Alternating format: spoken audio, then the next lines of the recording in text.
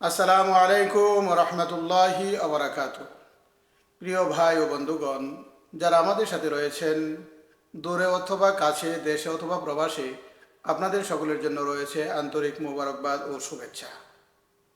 এবং কোরবানির মাস চলে আসছে, পবিত্র ঈদুল আজহা সামনে আসন্ন, তাই আপনাদের সকলকে জানাই পবিত্র ঈদুল আজহার অগ্রিম শুভেচ্ছা ও ঈদ মোবারক। প্রিয় ভাই ও বন্ধুগণ, পবিত্র কোরবানি চলে আসছে। কোরবানির জন্য কিছু শর্ত শারায়াত রয়েছে। কোরবানির জন্য কোরবানির জন্য 1 নাম্বার শর্ত হলো মুসলমান হওয়া। কাফেরের উপর কোরবানি ওয়াজিব হয় না।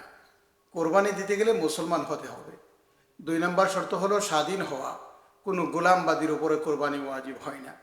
3 নাম্বার শর্ত হলো প্রাপ্তবয়স্ক এবং আকলমন্দ হওয়া। অপ্রাপ্ত বয়স্ক এবং বেআকলমন্দের উপর কোরবানি ওয়াজিব হয় না।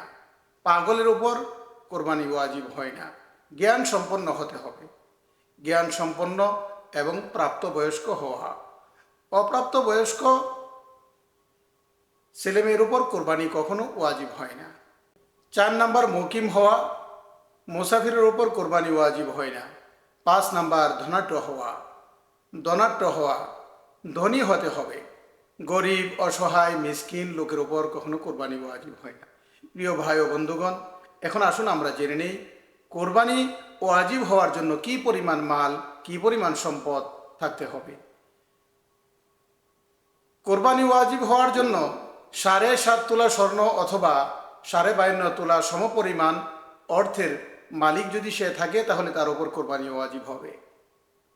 7.5 তোলা স্বর্ণ তো অনেক, কিন্তু 52.5 তোলার রূপার হিসাব করলে দেখা যায় 60 থেকে 65 হাজার টাকার ভিতরে যদি কারো কাছে ঈদের দিনগুলিতে, অর্থাৎ কোরবানির দিনগুলিতে, জিলহজ মাসের 10 তারিখ, 11 তারিখ ও 12 তারিখ সূর্য অস্তমিত হওয়ার পূর্ব মুহূর্ত পর্যন্ত যদি কারো কাছে কমপক্ষে 52.5 তোলা রূপার সমপরিমাণ অর্থ বা টাকা পয়সা থাকে, তাহলে তার উপর কোরবানি ওয়াজিব হবে।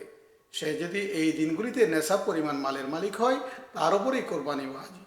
প্রিয় ভাই ও বন্ধুগণ, আসুন আমরা আল্লাহ পাকের রাহে কোরবানি দিব, আল্লাহ রাজামন্দির জন্য কোরবানি দিব। আল্লাহ পাক রব্বুল আলামিন যেন আমাদের এই কোরবানিকে কবুল মঞ্জুর করেন। আমিন।